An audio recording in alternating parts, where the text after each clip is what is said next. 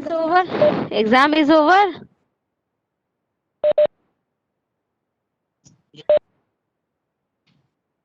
Which exam was today? Science? Maths? Okay. कैसा रहा exam?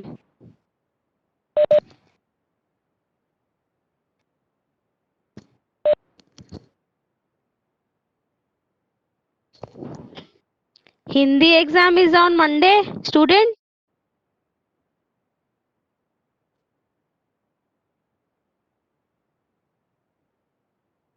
Students, when is your Hindi exam? On Monday?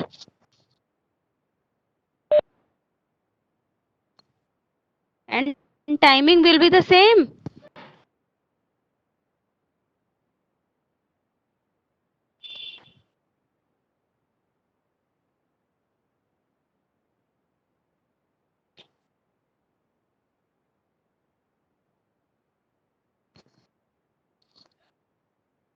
Answer नहीं कर सकते हैं बच्चे आप लोग? हाँ,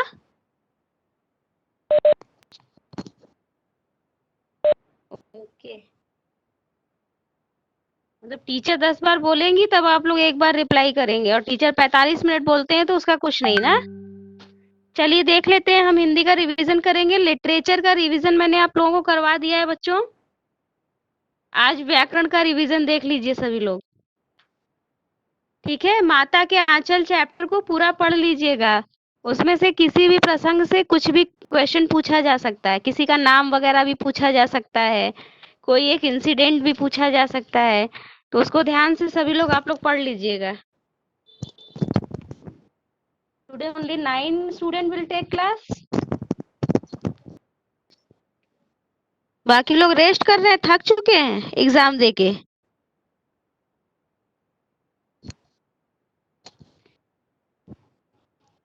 चलिए लेट स्टार्ट।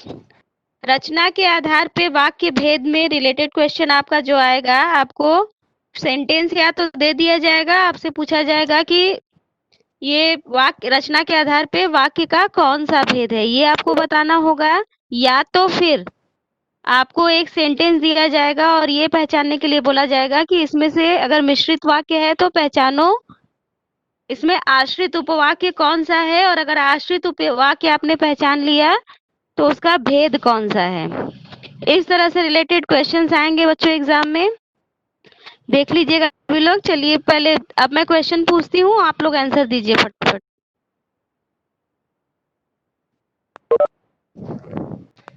चलिए बताइए।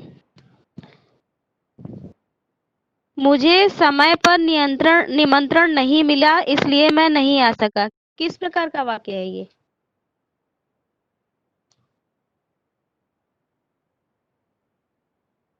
मैसेज भी कर सकते हैं आप लोग आंसर का। मुझे समय पर निमंत्रण नहीं मिला इसलिए मैं नहीं आ सका।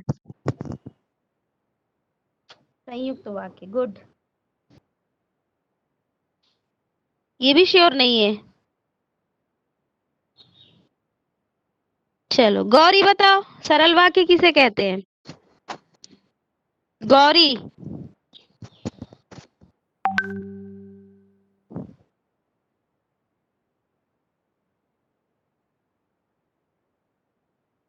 गौरी,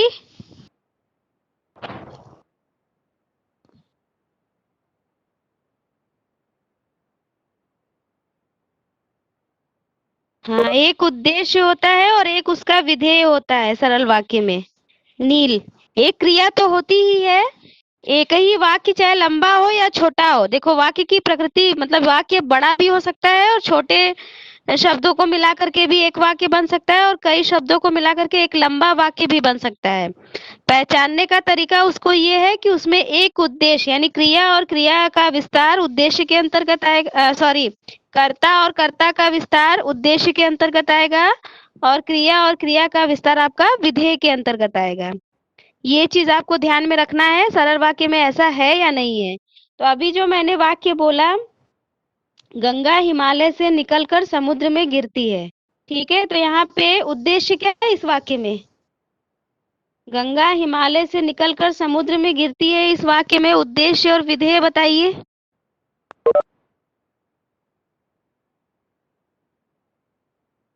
सुलभ, चलो बताओ।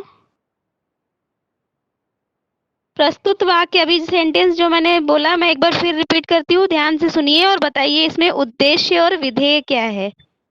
गंगा हिमालय से निकलकर समुद्र में गिरती है।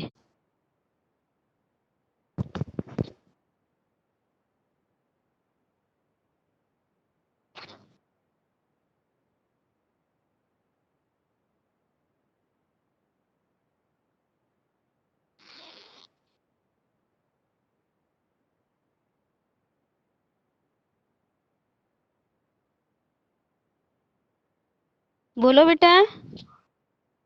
बार ये तुम लोग को इतना इजी टॉपिक नहीं आ रहा है तो बाकी चीजें तुम लोग क्या करोगे।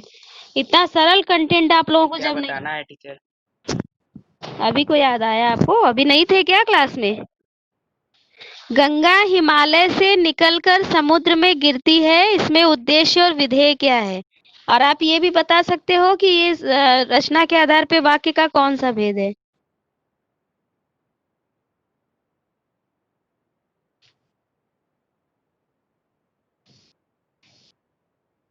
नील को कुछ भी नहीं समझ में आया है। रचना के आधार पर वाक्य भेद कुछ भी नील को लगता है नील शून्य है। कुछ भी इनको नहीं समझ में आया है।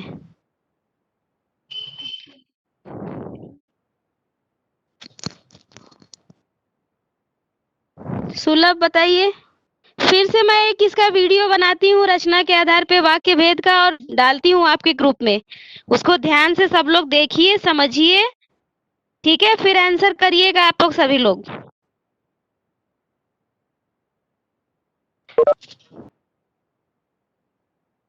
Wrong answer. मैंने बताया गंगा हिमालय से निकलकर समुद्र में गिरती है, ठीक है? तो गंगा कहाँ से निकलकर, गंगा हिमालय से निकलकर, ये पूरा वाक्य आपका हो जाएगा यहाँ तक। उद्देश्य मैंने क्या बताया था, उद्देश्य के अंतर्गत कर्ता और कर्ता विस्तार होता है। तो गंगा कहाँ से, गंगा के ही विषय में बात की जा रही है ना यहाँ तक, गंगा हिमालय से निकलकर, तो यहाँ तक गंगा के ही बारे में कहा जा रहा है, बस बताया जा रहा है कि वो हिमालय से निकलती है। हिमालय से निकलकर ये कर्ता विस्तार हो गया और गंगा शब्द हो गया आपका कर्ता। इतना हो गया आपका उद्देश्य, और समुद्र में गिरती है ये हो गया आपका विधेय। इसमें पूरक शब्द है और गिरती है क्रिया का है। मैंने बताया था कि क्रिया का विस्तार भी आता है विधेय के अंतर्गत।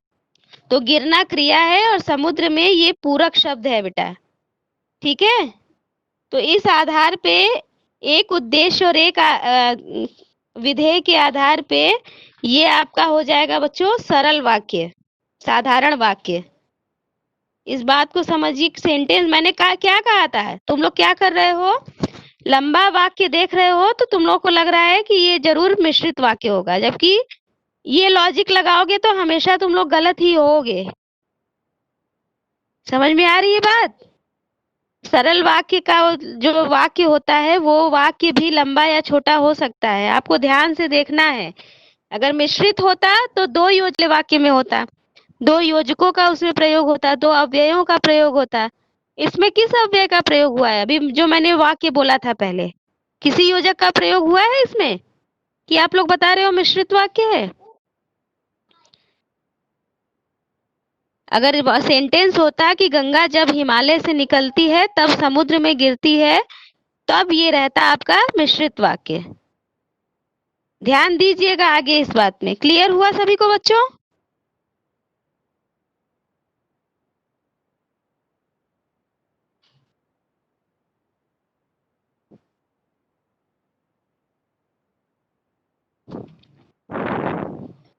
सभी को साधारण वाक्य क्लियर हो गया है तो अपने अपने अपने हैंड रेस कर दीजिए।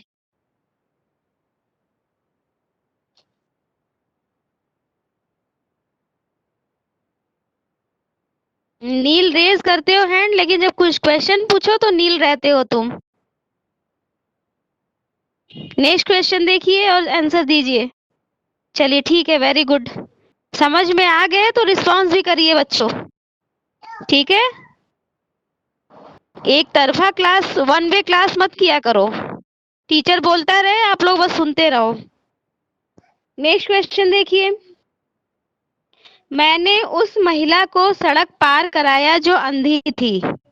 मैंने उस महिला को सड़क पार कराया जो अंधी थी। ये बताइए कौन सा वाक्य है? सुकृति बताएगी, चलो बताओ सुकृति।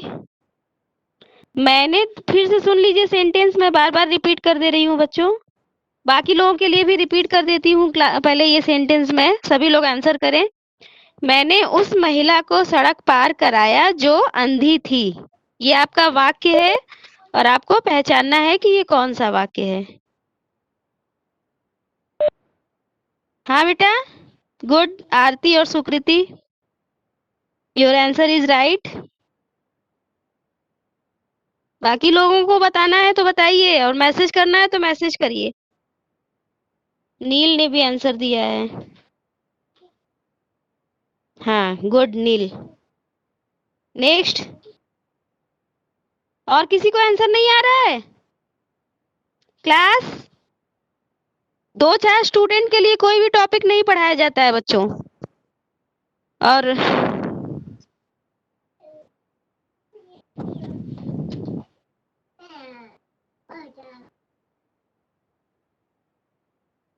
बाकी लोग आंसर दीजिए बेटा।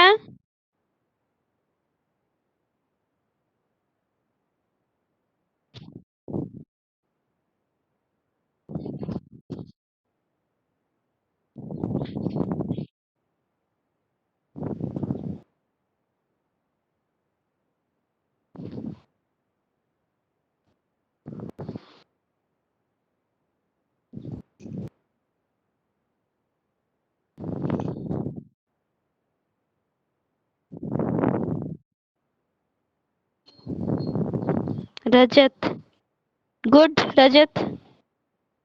और सुलभ जी बताइए,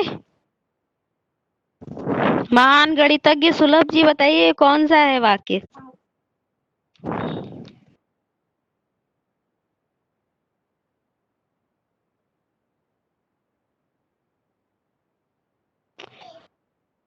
चलिए नेक्स्ट देखिए। मिश्रित वाक्य था ये। नेक्स्ट क्वेश्चन देखिए। सबसे कुशल कारीगर से ही काम कराना चाहिए। सबसे कुशल कारीगर से ही काम कराना चाहिए।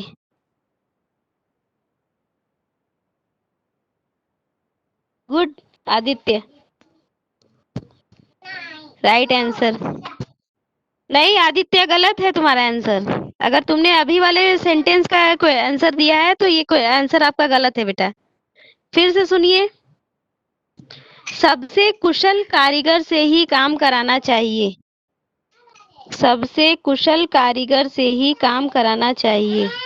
वेरी गुड नील। रजत ने भी, हाँ very good Rajat. Good Sukriti. As usual you today also you are right। Aarti.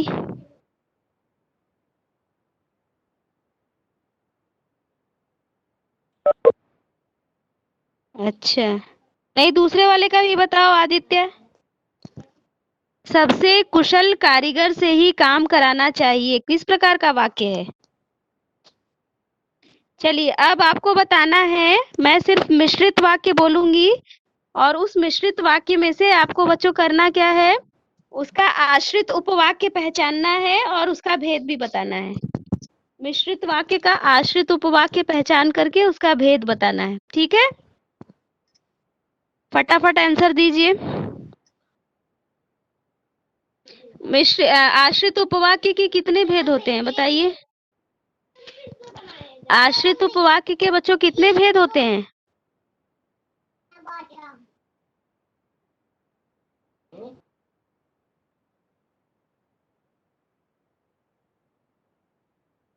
Teacher 3। कौन कौन से? कौन कौन से बेटा?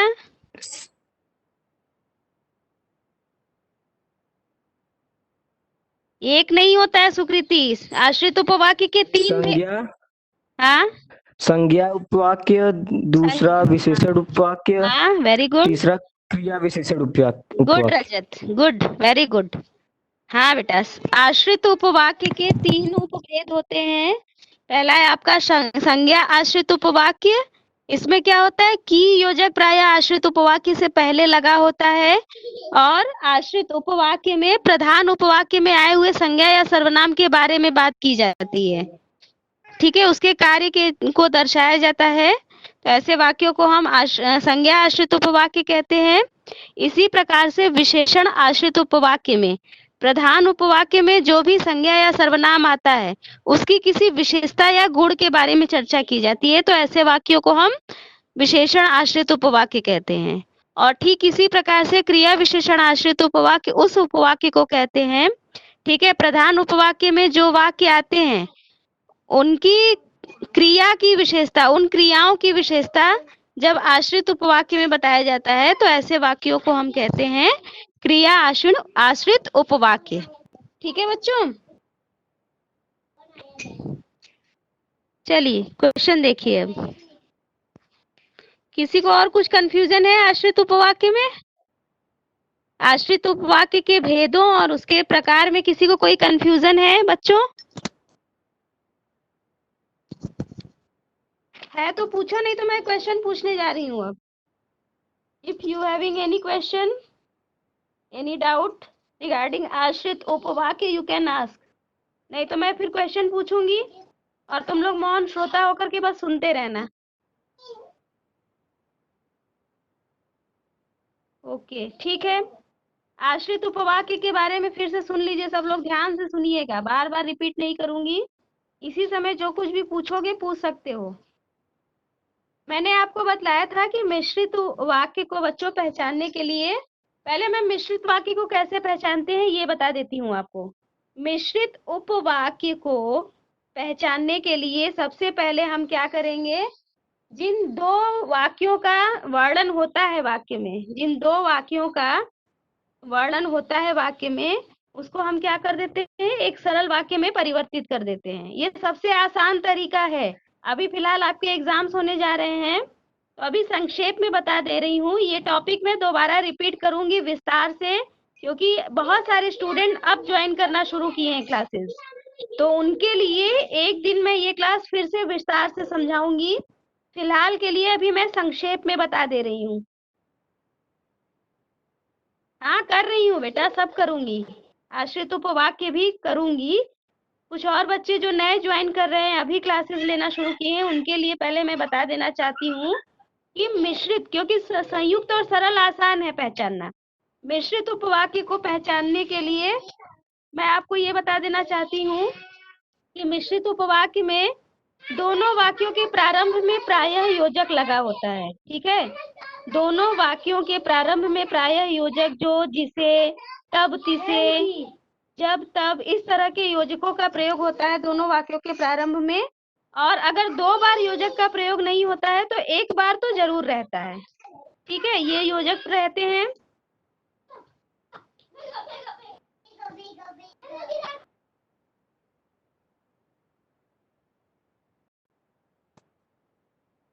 हाँ बच्चों देखिए, तो हम क्या करेंगे, प्रधान उपवाक्य और आश्रित उपवाक्य को कैसे पहचानना है ये हमें तय करना है ना। तो प्रधान उपवाक्य वह उपवाक्य होता है जिसकी क्रिया नहीं परिवर्तित होती है। जब उस वाक्य को, मिश्रित वाक्यों को हम साधारण वाक्य में भी बदल देते हैं तब। यानी मिश्रित वाक्य आपको अगर एग्जाम में दिया गया है और कहा गया है कि इसमें से प्रधान उपवाक्य और आश्रित उपवाक्य को अलग करिए, तो आपको जो सबसे पहला काम करना है वो ये करना है कि उस वाक्य को पहले सरल वाक्य में बदल लो। ठीक है, सरल वाक्य में बदल लोगे। अब जिस वाक्य की क्रिया पहले जैसी मिश्रित वाक्य में थी वैसी ही बनी रहेगी, परिवर्तित नहीं होगी, तो वो होगा आपका प्रधान उपवाक्य। और जिस वाक्य की क्रिया परिवर्तित हो जाएगी वो हो जाएगा आपका आश्रित उपवाक्य। ठीक है, एक और चिन्ह बता देती हूँ, आश्रित उपवाक्य के पहले हमेशा कोई ना कोई योजक लगा रहता है, कि, जो, जिसे, ठीक है, तब तिसे उसको, इस तरह के योजक आश्रित उपवाक्य के पहले लगे होते हैं। ये दो मुख्य नियम है बच्चों। ठीक है, प्रधान और आश्रित उपवाक्य में जिस वाक्य की क्रिया, मिश्रित वाक्य के जिस वाक्य की क्रिया जस की तस बनी रहती है, परिवर्तित नहीं होती है, उसे हम कहते हैं प्रधान उपवाक्य। और जिस वाक्य की क्रिया परिवर्तित हो जाती है साधारण वाक्य में बदलने पर, उसे हम कहते हैं आश्रित उपवाक्य। आश्रित उपवाक्य के पहले प्रायः योजक लगा होता है कोई ना कोई। ठीक है, अब मैं थोड़ा 2-4 सेंटेंस बोल रही हूँ, आप उसमें से। और एक चीज, आश्रित उपवाक्य वाक्य के प्रारंभ में भी हो सकता है बच्चों, वाक्य के मध्य में भी हो सकता है, और वाक्य के अंत में भी हो सकता है।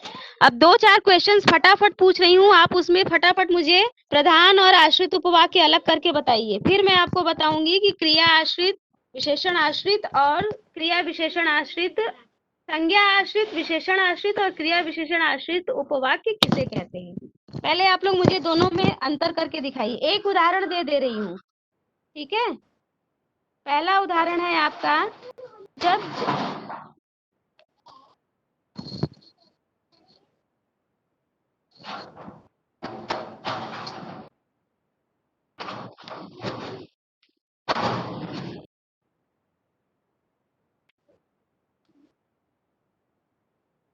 चलिए, यह वही बालक है जो कल चौराहे मिला था।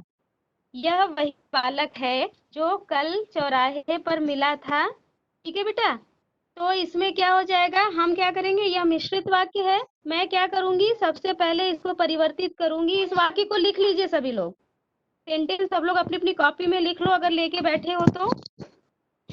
यह वही बालक है जो कल चौराहे पर मिला था, ये मिश्रित वाक्य है।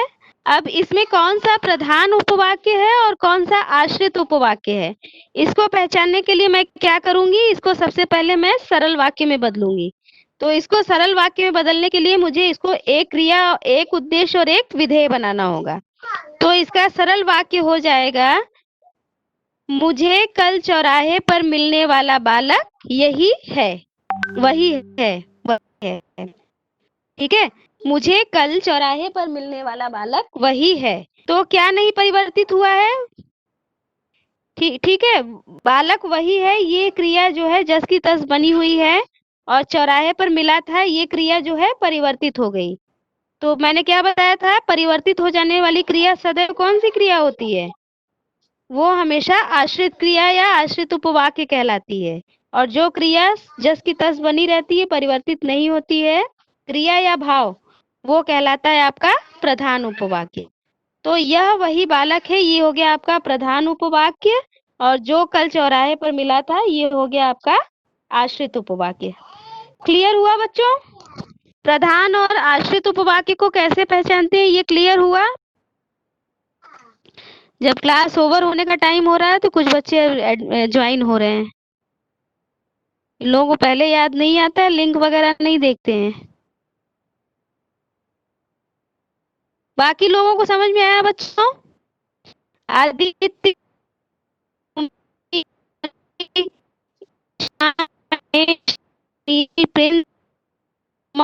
सौम्य और वर्षा, सभी को प्रधान उपवाक्य, प्रधान उपवाक्य और आश्रित उपवाक्य में अंतर कैसे करते हैं, यानी उसको पहचानते कैसे हैं।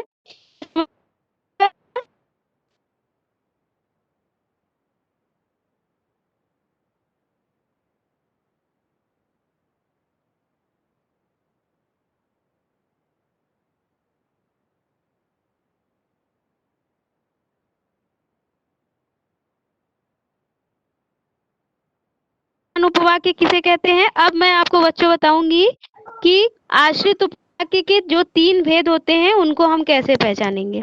तो सबसे पहले बारी आती है संज्ञा आश्रित उपवाक्य की। ठीक है, सबसे, अब देखो, नाम है बच्चों इसका संज्ञा आश्रित उपवाक्य,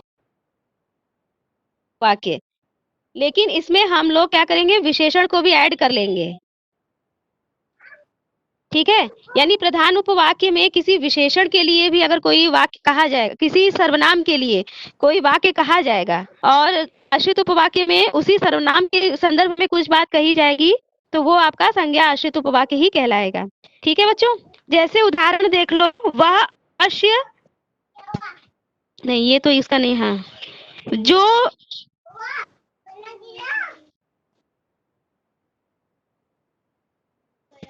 हाँ, मुझे पता है कि मैं आज वापस नहीं आ पाऊंगा। मुझे पता है कि मैं आज वापस नहीं आ पाऊंगा। तो इसमें पहले ये मुझे बताओ, प्रधान उपवाक्य क्या है और आश्रित उपवाक्य क्या है? मुझे पता है कि मैं आज वापस नहीं आ पाऊंगा। वाक्य और आश्रित उपवाक्य बताइए।